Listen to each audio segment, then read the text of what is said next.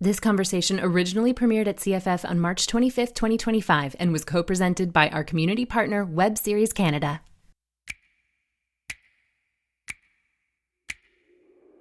The following panel, Funded and Seen, dives into both conventional and unexpected opportunities available to indie creators, exploring how to bring fresh voices and bold ideas to wider audiences.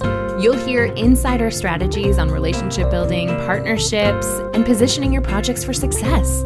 So cheers, Donna Cagnoli and Paul Gardner of Fibe TV1, Mich Geddes of Neshama Entertainment, Suzanne Marshall from Hollywood Suite, Mark Shapland of IPF, and moderator Katie Uhlmann of WebSeries Canada. Welcome to the Fest. Yeah, hi everyone, I'm Mark from the Independent Production Fund. We're a funder of short-form series here in Canada, and we have application deadlines. So you don't exactly come to us and pitch your project. You fill out an application. Our short-form series development program has a deadline at the beginning of March every year. So this year's has just passed. The next one won't be until 2026, but feel free to reach out to us in the fall or early winter to get in touch with us, ask questions, read our guidelines, or book a meeting, and we'd sort of be able to help you along that entire process to submit something strong.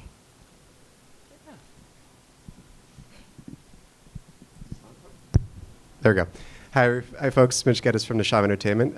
For our studio, we're developing year-round, so there's always a good time to chat. I'd start by just probably reaching out to our main email submissions at neshamaent.com, or feel free to say hey after the panel as well, and we can chat further. But yeah, any time of the year, as early as sort of like an early concept, if you're looking to do a temp check or something that might be like a 1 or 2 pager treatment for your film or series, we're happy to chat about that.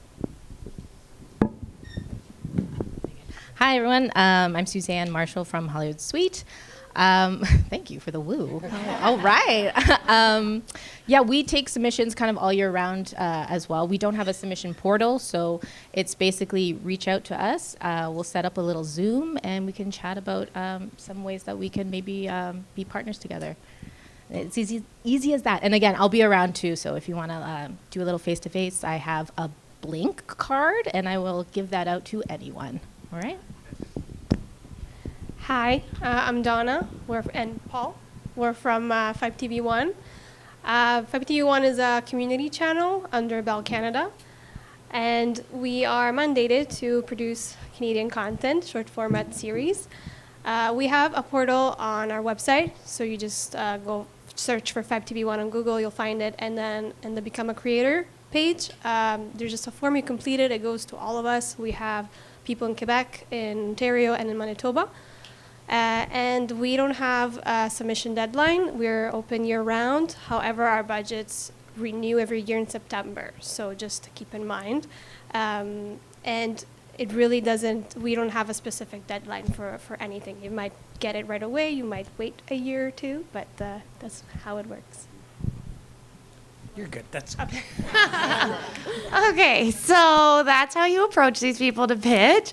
Now let's get a little bit more into the details. Tell us a little bit about what you're really looking for in a submission or a pitch that's going to get you closer to your goal of having a show.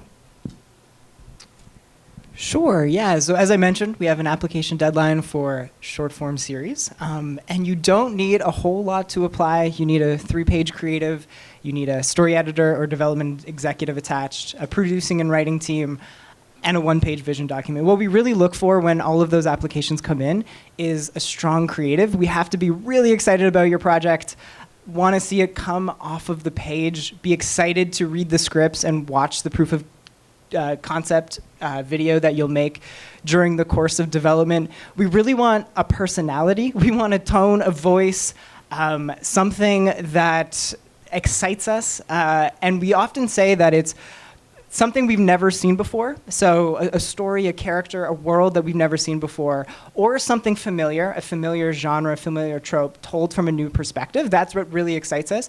It's less so procedurals, more conventional cop dramas, things that you'll see often on broadcast television. That's not right for this program. So we really want you to be specific and even a little bit of experimental. So yeah, that's kind of what we look for in terms of creative. And then to back that up, you need a team. So even if you're a new and emerging creator applying to us, that's totally okay if you've only made a short film or two. To back that up, to give us confidence that you'll be able to execute the vision that you're applying with, you need a strong story editor or development executive. So somebody to help you on the creative materials, reading your scripts, giving feedback, or somebody to help you more on the business side. So getting those pitch materials ready, making connections with platforms, supporting you sort of in that respect. And then if we have confidence that you're the right team to tell this story and this is an exciting story, that's sort of the two key elements that we look for when we're reviewing applications. And I just want to circle back to one thing with IPF too, because something that I've always done with my projects is before I apply, I schedule the meeting and talk to whoever the funder is, Ontario Creates or IPF or whoever, and have that initial meeting and sort of, talk about the project and the scope of the project and get a sense of whether it's a good fit. Can you talk a little bit about just kind of the importance of that initial meeting? Yeah, I think it's a great meeting to help clarify any questions you have about our guidelines. Our guidelines are pretty simple compared to other funding agencies, but there can still be some confusion. I think we get so many applications every year, over 200. It is extremely competitive, and you want to make sure that you're putting the best application forward. So meeting us, having a conversation, knowing you isn't really going to help your application. Like it doesn't, make you a priority for us. But I think in terms of quality and filling in all the gaps and making sure everything makes sense, all of the documents connect, and that it's a cohesive vision that you're putting forward in the budget, in the schedule, that is really going to help. So you're going to get to our number one pieces of advice later, and that's probably one of them, is to get in touch in advance. They're very friendly. Okay.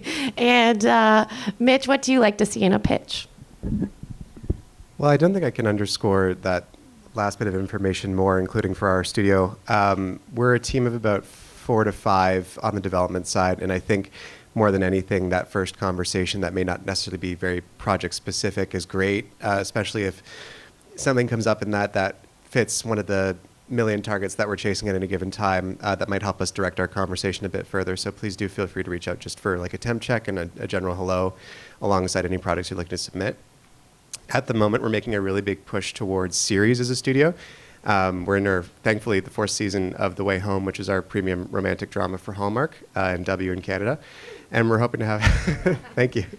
We're hoping to have lightning strike twice if we can and find another great romantic drama series, serialized, returning, that we'd love to bring out to the market as well. So talking with writers, agents, and everyone right now to find that. And then building our foray into the drama space. Episodic dramas is another big thing for us right now.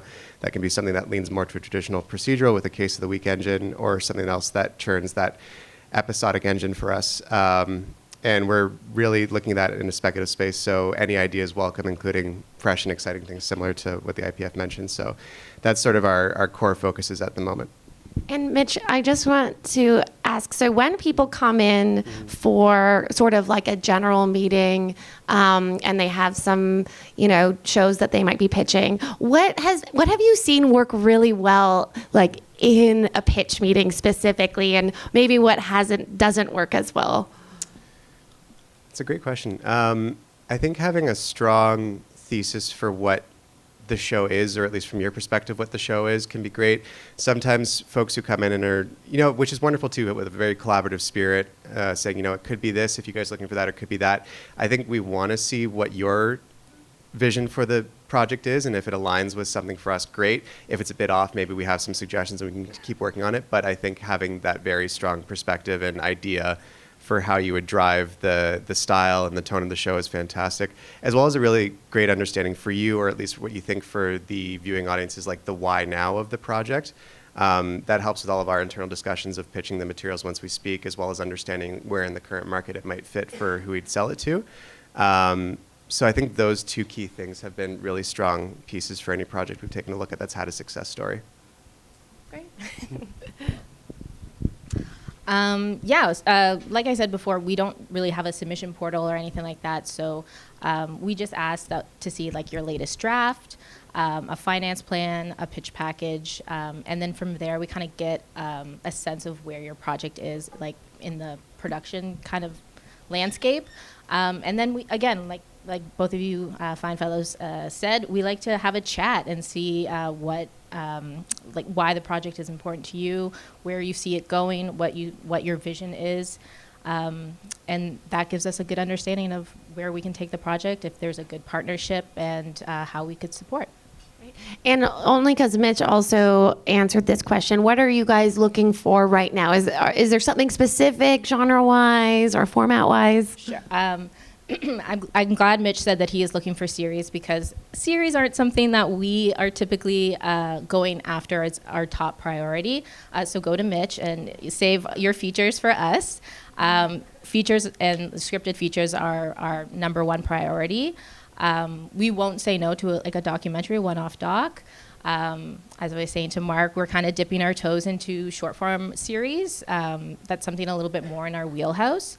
Those are the kind of formats. And genre, horror in this country does really well. There's a great horror community. We do Shocktober, is our stunt for October, and it tends to be one of our biggest months, performance-wise. So the horror community in Canada is fantastic. So we'll always take a special look at horror, action, dramas, holiday movies, romantic comedies. We're open. We'll take a look at everything. And only because it fits so well with what the IPF is doing as well. Can you speak a little bit more to your interest in short form series and kind of experimenting with that format? Yeah, so luckily we have the ability to kind of be agile with our schedules.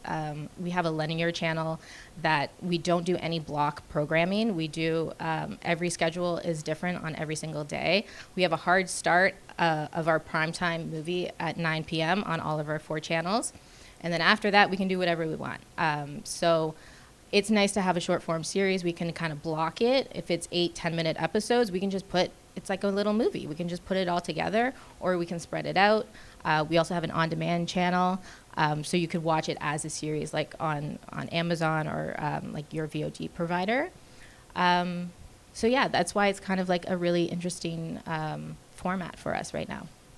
Because I think Less Than Kosher was IPF as well, and now is at Hollywood Suite. It is currently on demand. Yeah, yes, it's a great series, and so again, the quality is there. The story is amazing. The team is such a great team that we wanted to support. And if you haven't checked out Less Than Kosher, it's again available on demand on Hollywood Suite right now. All right, and Donna and Paul, let's talk a little bit about what you guys like to see in a pitch. Yeah, we already do short formats series, so we've been doing it for quite some time. We look, specifically for us, it's because we are considered a community channel, although we are on demand, so we're not the typical community channel that you think of. But we still have to have the local aspect. So they have to be local stories. We are divided in communities, so it will have to be about that community. You're from there. You will pitch a show that's about that. So that's mainly what we're looking for in your pitch deck. Hopefully there's a slide that has that. Otherwise, we're going to have to ask you, and you're going to have to improvise. Yeah. And then we have 2 ways to fund. It's either emerging or established. It is more emerging, so we know that it's maybe tougher for you to know in advance what we're looking for. However, our form is really what we need to know. So if you fill it out and you're saying, oh, whatever budget, that's not going to work, because we can't tell you what budget we want to give you, so you're going to have to tell us. So that's what we're looking for, and a little effort, I would say, in your pitch deck. If you put pretty pictures, we like it. Yeah, we always, there's always sort of 3 key things that we start with, which has to be a great story. So we always want to know, what's that story? And 2, how is that reflecting that community? How is that community or that city or town a character in your show? Scott Pilgrim's a good example. Sex in the City really nails it. So we're looking for that secret sauce. We don't know what that is because we're not from those regions. It is important that the voice, the person who's pitching as that show, that they come from that place and there's something authentic about it.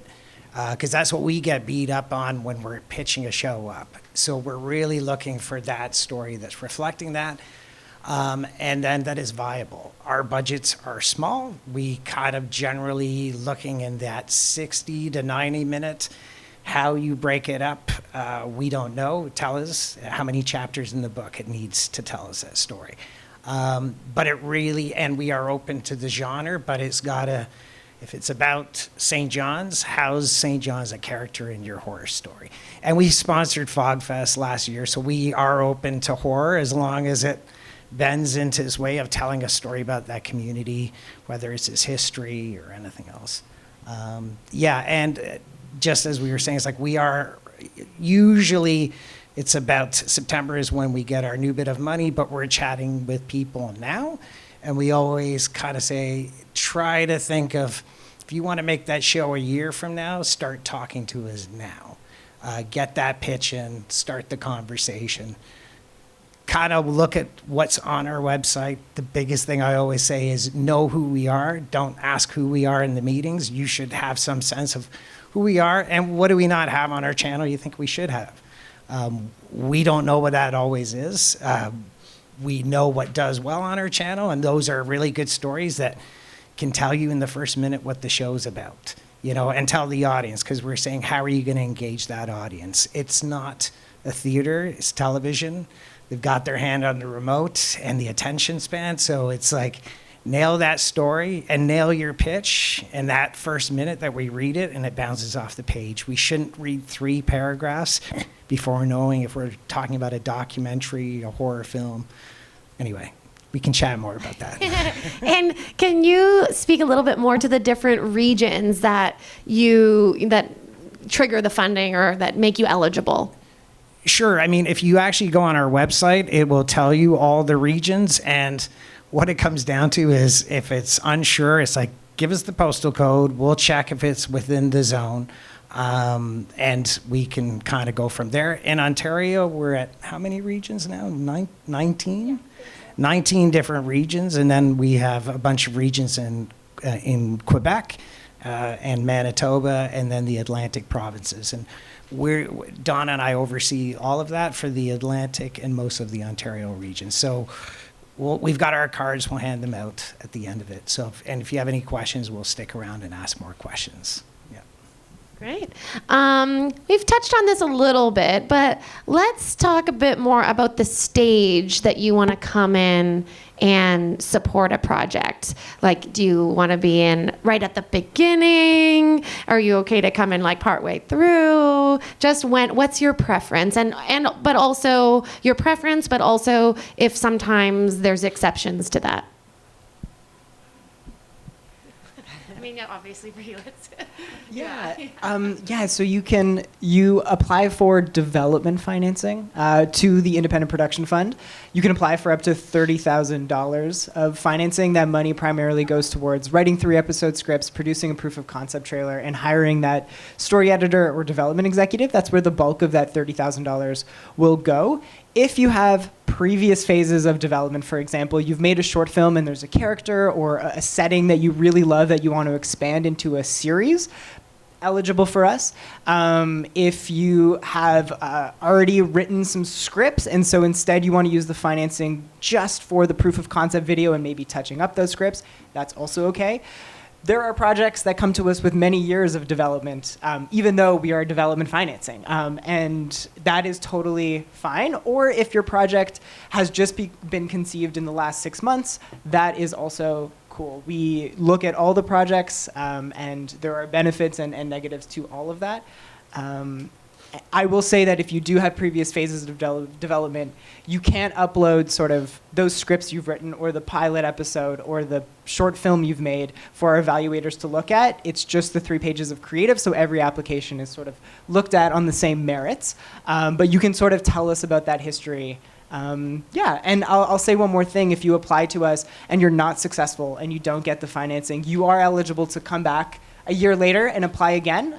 If you've improved the application, you've built a stronger team, or you've improved the creative, you've listened to feedback, and there are many success stories sort of in that element. So don't be so discouraged. We also give feedback calls. So if you don't get the financing, we'll sort of go over evaluator notes and let you know, why the choice was made.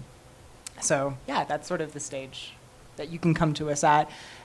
And if you get the financing, you're eligible to apply for production financing sort of in the fall of that calendar year for $250,000. So it's sort of a two-step process. You apply for development. If you're successful, you develop the materials and then apply for production financing for the entirety of that first season. Oh, and if you get the development funding, you do have to pay it back though, right? So can you just speak a little bit, because sometimes I find filmmakers like, what, you have to pay it back? But can you just speak a little bit to talk a little bit about building it into your production budget? So it's like, yeah, and why it is still helpful. Absolutely. So the $30,000 is a development, it's a repayable advance only if you go into production. If you develop the project and for whatever reason it doesn't work out, there's issues, you can't get it produced through the IPF or otherwise, you're not liable to us. You don't owe that $30,000 back. It's totally okay. It's just if you go into production either with us or without us. Now we have it set up that the amount comes off of your first payment for the production process. It's a little confusing. I won't get too into the details. In the past, yes, it would come out of your entire production budget. You would have a line item that says repayable advance of $30,000. And on the first day of principal photography, you'd send us a check or EFT to pay that amount back. And that money just gets recycled into our program to be used again in a future year to support another project. So, yeah. All right. Thank you, Mark. Okay, so Mich, speaking to the stage that you would preferably like to come in at. Truly, we can chat at sort of any phase. As I think I mentioned previously, as early as sort of a temp check if you're not sure if what you have is kind of matching exactly what we're looking for at the moment, all the way to if you already have some financing secured or a network attached to your project. As a co-producer, we offer quite a few services as a studio, including back office tax credits, in-house accounting, access to our production hubs in Hamilton, Ottawa, Calgary. I think I'm missing one. As well with our strategic relationship with both Fox Entertainment Studios and Fox Entertainment Global, pathway to production financing, closing it via distribution advances and similar in the US to help keep the project moving. So both very early stage all the way to just pending a green light. We're happy to chat about projects and see how we can work together. Excuse me. We will take a look at a project at any stage as well. I will say we don't do a ton of development, so typically a project will come to us for production financing, however, we do as a broadcaster have 2 letters to give through the CMF pre-development fund. So if you have a project that's in the very early stages and you're looking to get some of that pre-development funding through the CMF, please come and pitch to us. That will be happening very soon, I think. CMF will be dropping those dates hopefully by the end of the month, I'm guessing. So yeah, that's one way that we can support your project. You really, pre-development, at that stage, you really don't have to have too much because your project is so early. So we would like to see a log line or maybe a little treatment. And then we're very open to discussing what that pre-development deliverable will be to us. Typically, it's a first draft to get your project or to get your script, at a nice, good stage. But we've actually supported projects that they're comfortable with their draft and they want to put a little bit of money towards location scouting or casting, and we're open to hearing those pitches as well. So hope that answers that. Yeah, absolutely. Yeah. Okay. Unfortunately, we don't have development money. When pitches come to us, they can be, I guess, from the really beginning or already in development, and then they come to us for the production money. We act as executive producers and distributors, so we participate, but we don't tell you what the show is supposed to be, how you create it yourself. As for acquisitions, I don't believe we've acquired anything, and it's really hard for us to acquire because once a project is done, if it doesn't have that local aspect, we can't air it. So if we ever find a project that has that, then we might consider it, I'd say. But technically, we're a fund to help emerging filmmakers to get access to the possibilities of making a show. So that's what we do. We have had a couple of productions over the years that were like in post-production, and they had gone out and shot something that was significant, and they just didn't have any funding for it. So we've taken a look at that, and we have done those kind of things. It's pretty rare. Usually it starts at you come in with a really good pitch deck, and if it's for scripted, we're not expecting the whole thing to be written, but we want a script sample because funny on page, funny on stage. It's that kind of, we want to see the funny. But we're not looking, we will greenlight a series without all the other episodes written. We just want to know how it ends, and we kind of want to know what happens. So we... Give us the spoilers. Yes, we want the spoilers. It's not, well, you'll have to wait and see what happens. I'm like, we'll see what happens with funding. So it's painting as clear a picture as you can, but with us, with development phase, it's as Donna says, we don't really, we kind of move fast. We're doing somewhere between 100 and 150 productions a year. So we don't have a lot of time to, we get it all in front of us, and then we have to measure its value. And it comes down to those kind of things. Like we said, great story. Does it reflect that community? Is it viable with the super tight budgets that we've got? And we want to understand, you should be coming with some kind of understanding where the other sources of funding are going to come from. And how you would do that, and is it something that if we green light that we have to wait 9 months for you to have a decision on something? In a case like that, we generally won't move forward. It's kind of like you can make this show, and even if you don't get those other funds, there's a way to make that version of that show. And in Toronto, if you're in Ontario, we can lend out gear. We have FS7s, FS9s, and lenses and lights and audio. So we lend that stuff out. We have a graphics person on staff. We lend out. So we can help your project get across the finish line if you're having those those are the little things that add all up. So we do whatever we can to help it get across the finish line. So we like to get involved early, understand what your challenges are, and then see if this is something that we can actually make. But the development part we kind of skip over and just go, yes, we're doing this, and can you have it done within the year?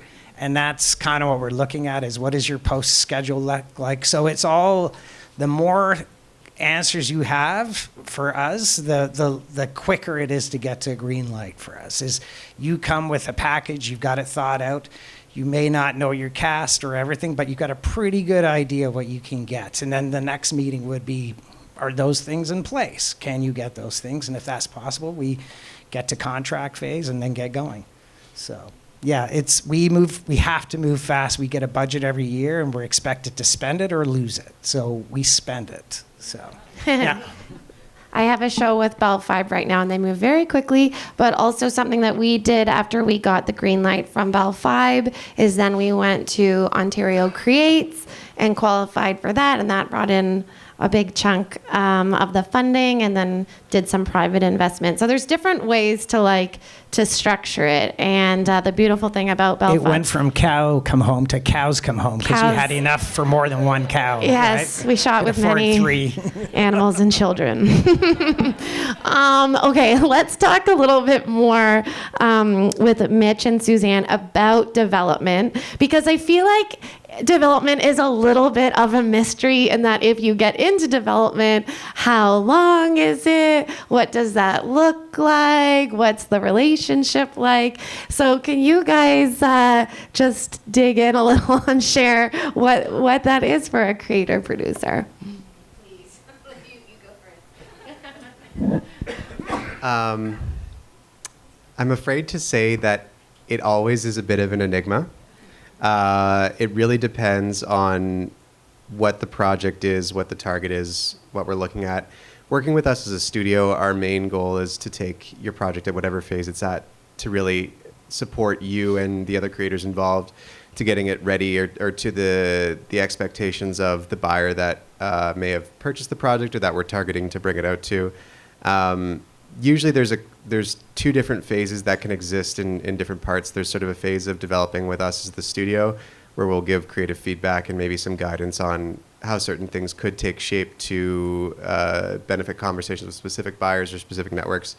And then there's the development that can happen with the network, where we'll, again, sort of be that supporting voice there, helping to guide the conversations of getting the project to where it needs to be for a prospective green light,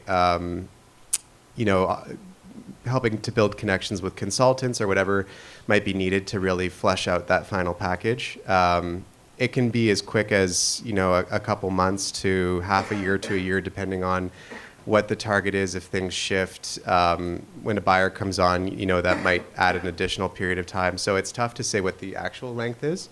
Us as a studio, we try and remain as clear and communicative with our partners as we can about what that's looking like, what the expectations are, and what we're seeing in the market if we're in the earlier days of developing a project, to try and give you the best understanding of what we're seeing as a timeline before we may get close to a prospective green light on a project or similar.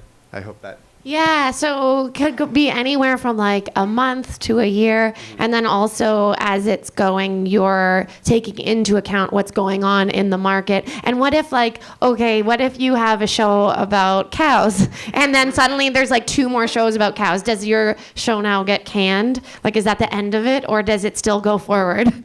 Not necessarily. I think the conversation that happens there quite often is like, how do we make these cows different? Exactly, yeah. Are they beef? Are they dairy? Yeah.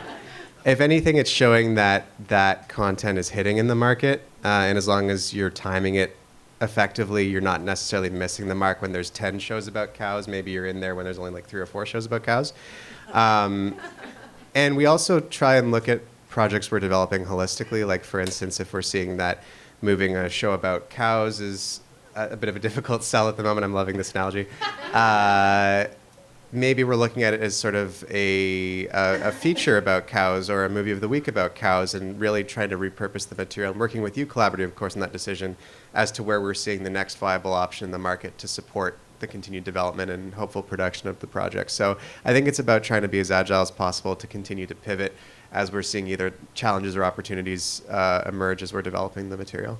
Okay, and I have one more question. So sometimes writers or creatives try to look at the market and chase trends. So when vampires were big, then if you're a writer, like, oh, I'll write this vampire film or whatever. What do you think? Do you think it's smart to chase trends, or do you think you just stay true to yourself, and when the timing's right, the timing's right? Because I've heard different perspectives on that.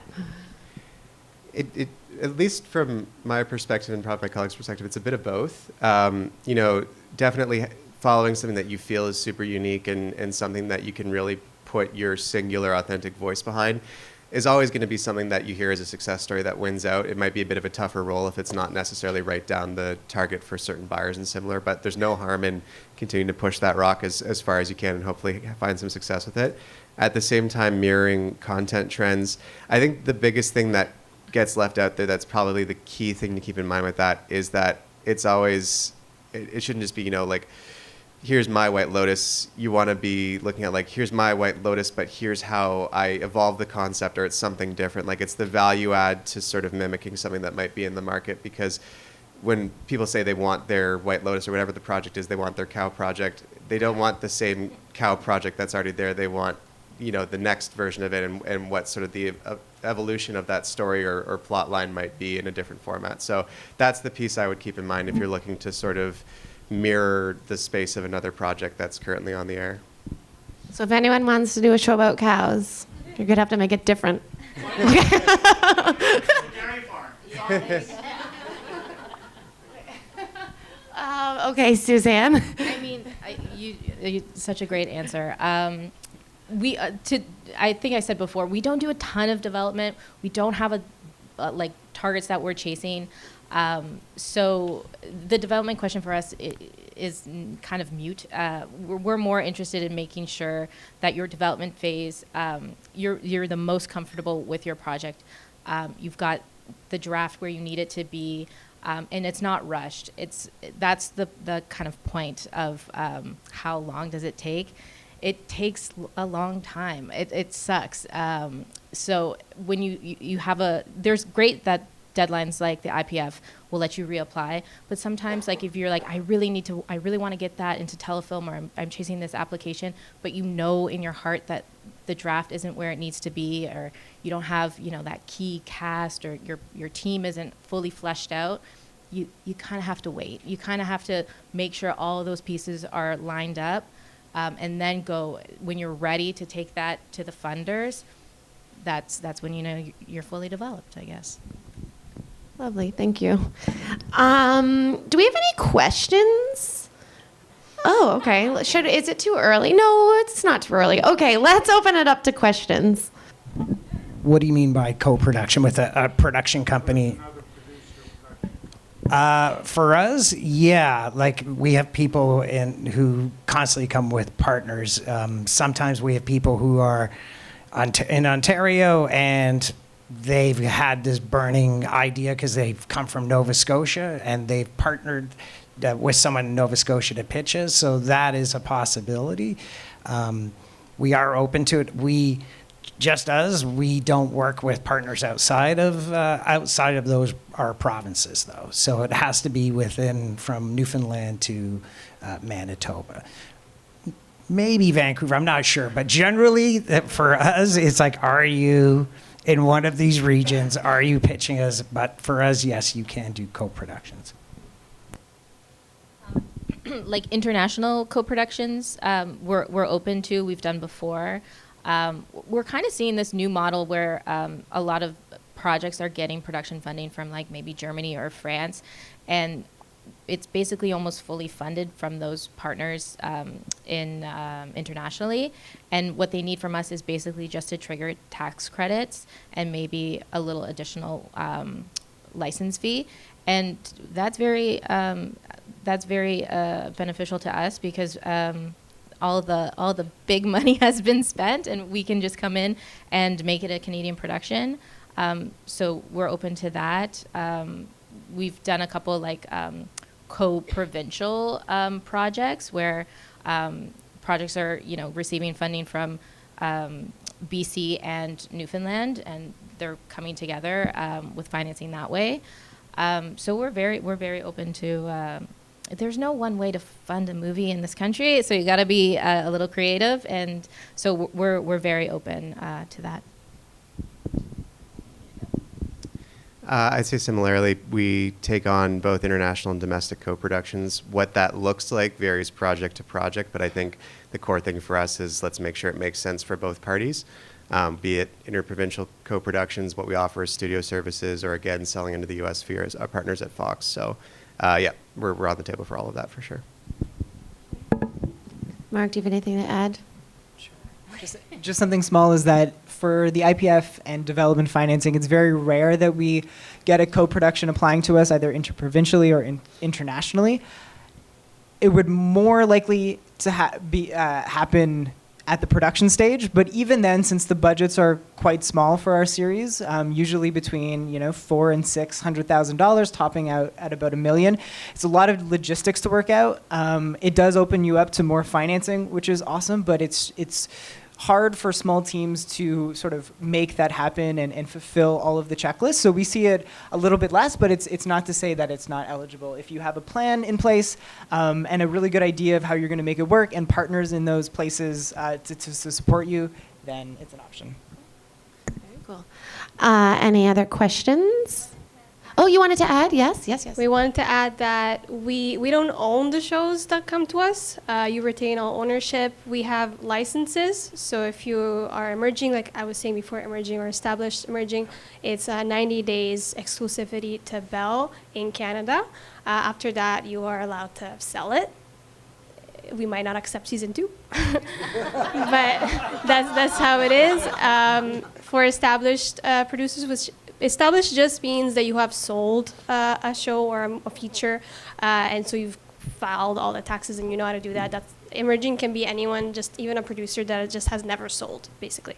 And it's a longer exclusivity period. It's 3 years exclusive, 2 years non-exclusive in Canada always. So you're always allowed to sell it to Germany.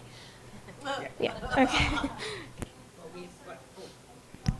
But we don't start in Germany. We've had people come to us with, I've got a pre-sale. It's like, has to start in Canada, has to start locally and come out. We want to be on the right side of it because we're not going to be a funnel to every big production company. Otherwise, the point of dealing with emerging and even the established people is that it comes from the heart of that community and it benefits that community. It puts people to work in those communities. It fosters kids in film programs, volunteer programs. So that's an important part of your pitch as well is this going to have an impact on your community? How's it going to affect the community? Because really, purpose of a community channel should be to build up a film community and serve that community and not just the audience. So we're looking for that as much in your pitch as the story as well. I just wanted to point that out. Thanks. Yes. Oh, yeah. It was about having a cap per episode on budgets for episodic. A cap, not necessarily. I mean, if we can sell it and get as much as we can, then of course we could be doing like a 10 million Canadian an episode show. It would be wonderful. I'd say we have the capacity to work in both arenas, something very lean that, let's say for 1 hour drama might be closer to, 1 to 2 million an episode versus something that might be more in the vein of like a 3 to 4 million based on US targets and similar. But given the fact that we work in the MOW space as well and have done a lot of work in sort of lower net budgets for buyers like Tubi and similar, we've built models that allow us to be nimble when we need to and then also expand when we have the money to do so. So no real target. It's more just about the creative for a first review for us, yeah. In the back over there, yep. I understand. Paul? So like Paul was saying, our budgets are tiny, and we know that. That's why we have a lot of help. We start for an hour of content, an hour and a half at $30K, and then we go up. So it's not a per episode because we're on demand, so it's, any episode can have any length, so we can't really calculate it like that. But yeah, so it really depends on whatever the series is. If it's scripted, it might need a little bit more, right? If you're a one-man show, then it's cheaper. We try to be fair to everyone. We want everyone to be paid. We don't have any Hollywood budgets, unfortunately. We would love to. But if you come in with a $1 million pitch, we'll just say no, and then you can come back and be reasonable. We look at it as we're the incubator. So give us that hour sort of story that, hey, you can go pitch this to Crave or you can take this to CBC or ABC. It really is work with an idea that economically makes sense. Not 100 locations, not a cast of 1,000. So when we're looking at scripted comedy, it's like if you've got 10 characters, it might be too much for a 10-minute episode. There's not going to be any time for those characters to develop. So we always kind of approach it as the Roger Corman School of Filmmaking, which is, we know you're doing it on, cardboard and strings, but it's like that's the magic of it. And it kind of allows us to think outside the box and take chances on crazier ideas. We always say, just look at what the channel's doing and then try to fit towards that. And with a couple of things you should know, CMF is not really something that is easy for us to achieve because we're a community channel. It's hard for us to get that qualification. But Ontario Craze has been great in starting to support productions, and Cows Come Home's a great example of that.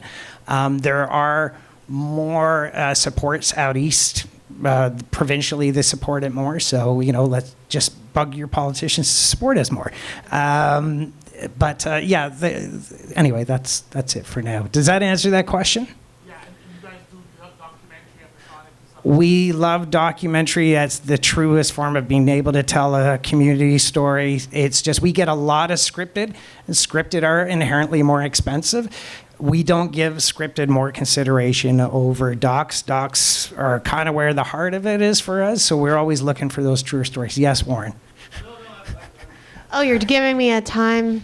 Got it. Yes. Any linkage for getting a show on Crave? I think they are paying attention, but by us following the mandate, we're not supposed to be doing that. If they're paying attention, it's fantastic. But what we are noticing is people internationally are paying attention. And so shows like Good Grief won at C21 this year, beating out ABC. And that budget was the craft service for a week on the shows that it beat. So it comes down to the end to a great story, know your crew, trust your crew, and especially on scripted is like, come in, no, we're shooting this in 5 to 10 days, these 5 episodes. Great flower shows. Yes, great flower shows. So it is something we kind of look at the budgets, and we always say, sometimes we don't have room for a show, but we don't necessarily just throw it out. We kind of keep it in the back, and hopefully there's a place. So a lot of shows are finally moving forward that we've been waiting a year and a half to say yes to. And we just had to wait till the budgets came in and measure it against everything else. So yeah, thanks, buddy. Woo. Yes, questions at the back? So to qualify, it needs to be an impactful story that's not everyday life. Is that the question? Okay. Oh, so could a story that is more everyday life be impactful? I think, okay. What do we think? Can I just say quickly that those are the stories we usually start at? We always say your experience is going to be unique, and that's what's going to make that story unique. So we look at anything. It's anything it can be an interesting subject. It just depends which way you're putting the lens and how you want to tell that story. So we say, get us excited in the first minute about this story. It could be about anything. It's just the ability for that person to tell that story in an interesting way. So everyday life is sometimes the most interesting stuff. Do we have anything to add to that, or you guys? I think we all agree. Well, over here, yes. Absolutely. Yes, we do. So if anyone in the room doesn't know Hollywood Suite, we have 4 channels, the 70s, 80s, 90s, and 2000s. So we need Canadian content and all content for all of those channels. It's really difficult to find, rights holders of an 80s movie that is Canadian and in HD. But if you have one, we would love to see it. And even if it's older, like a second or third run Canadian from like 10 years ago, we would love to see it. A lot of our, subscribers, I think, enjoy a look at some of the classics of Canadian cinema. So we're always open. We're buyers first. So that's where we do a lot of our business is in buy-in. So absolutely, if you got something, let us know. Yes, over here. Yeah, everyone's looking at me. Connect Film. Okay. Yeah. Is there a master list somewhere at Connect Film? There we go. Great. All right. Inc. Canada as well. On Facebook. You'll be here on Thursday. Woo. Yes. Which one of you is untapped? Are any of you like, if only I had a place to spend this money? I was like, I've never heard that word before. I don't know what it means. Not us. Yeah. It's so hard. Budgets in this industry are tough. It's tough to find the magic list of all the different places you can get funding. What I will say about working with us is that we're small but mighty. We're very open to partnerships with other broadcasters. Typically, people will come to us with a project that we're like, this is amazing. We would love to support it. We can't afford it. But we will take a second window and we'll give a letter of interest that says, listen, when this show gets sold to the highest bidder, we will take it 12 months later or 15 months later or 18 months later, whatever it is. So we're open for partnerships. We are not untapped. The budgets are always going to be tough to work around, but we're open. We're very open to finding creative solutions, supporting your applications to other funds with either like something that says we're going to buy it in the future, or here's a little bit of a small license fee that we will put towards the film. We follow all like this, the cycle of fundings. We can tell when a funding deadline is upon us because we'll get a lot of emails. So like Bell Fund is happening right now. It's the deadline is April 1st. So we're getting a lot of calls for that. And we're open. That's a fund where, as a broadcaster, we just need to sign a letter that says we're interested. We don't have to put a financial commitment to it at that moment, and it's a good way to start the conversation and start the relationship. So, Okay, I think that's it, guys. Oh, do we have time for one more? Okay, we'll do one more over here. That's a great question. So just, I guess, repeating it for the crowd. Oh, yes. The question is the why, is asking about the why now. Mitch had spoken about earlier in terms of pitching your project, getting asked that question, why this project right now? Mm-hmm. Pardon? Yeah, of course. Yeah.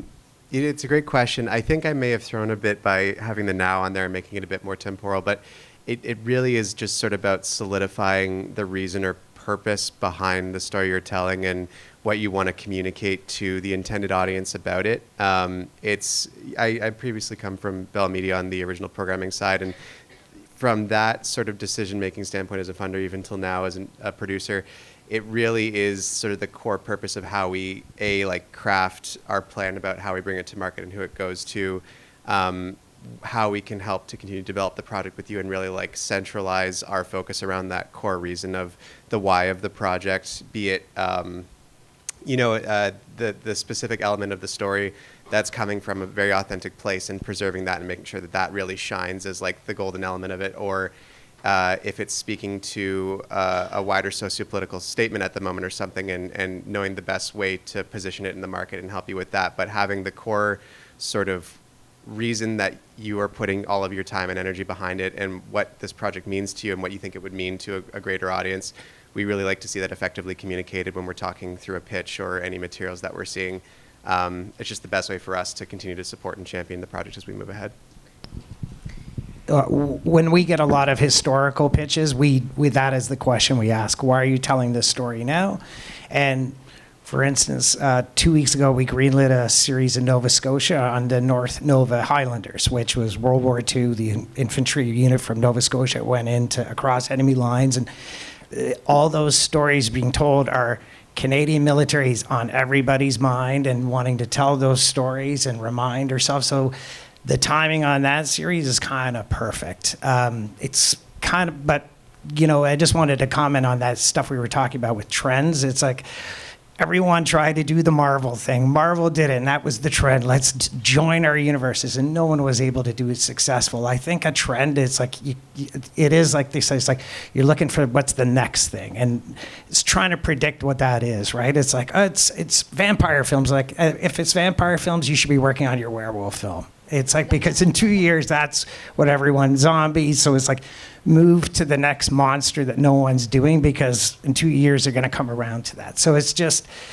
but with historical, with docs, it really is, why are we telling this story now? So it's like, should it open on a modern day event and then take us back? We're kind of trying to relate that to how that tells a story that's relevant to audiences now, and then take us back and tell us that story. So.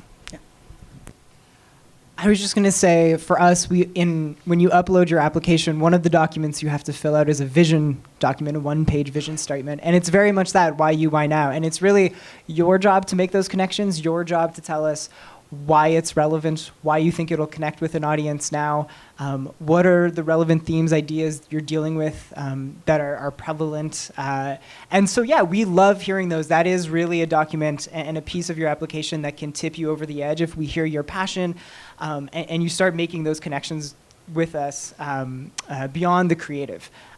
So for all of your projects, you should really have that as a piece for pitching or yeah. I was just gonna say. Yes. All right. Well, that's it, guys. Thank you. Round of applause for our amazing panelists. Thank you, Donna, Paul, Suzanne, Mark, and Katie for this chat. And may it be a reminder that access is possible. Partnerships are powerful, and your story matters. We want to see it. Big thanks to our community partner, WebSeries Canada. This conversation was produced by Jen Pogue, Ashley Rains, and Bern Euler for Canadian Film Fest. Music by Brett Higgins. This episode of Cheers and Chats podcast is co-produced, edited, and sound mixed by Avery Hughes. For more info on the fun happening now at CFF, find us at canfilmfest.ca.